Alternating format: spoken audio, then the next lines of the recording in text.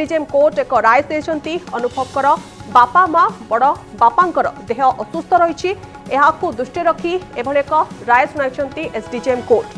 तेबे वर्षा को घर छाड़ा निर्देश देवाई कोर्टर द्वारस्थ होते अनुभव महांती एवं आज यह रायटी सामना को आसी। अनुभव महांती पक्षर कोर्टे करा आवेदन शुणाणी करी कटक एसडीजेएम कोर्ट यह राय देछंती। वर्षांकर रहणी मासिक 30,000 टंका प्रति मासर 10 तारिख मध्य 30,000 टंका दबाकू पड़िबो। टंका पाइबार 2 मास भितर वर्षा घर छाड़े। वर्षा निज सुविधा अनुसार भड़ा घरे रहिबे एवं निजे वर्षा निज पाई घर खोजिबे एकथा स्पष्ट भाव में कहुଯାଇଛି। एवं यार भितर आउ एक बड़ सूचना आसुछि जदि चैलेंज करबा पाई चाहिए वर्षा कोर्टर यह राय को ताले ऊपर कोर्ट को जाई परिबे एवं कोर्ट जो राय देछंती अर्थात एसडीजेएम कोर्ट जो राय देछंती ताकू चैलेंज करी ऊपर कोर्टर द्वारस्थ होई परिबे वर्षा प्रियदर्शिनी।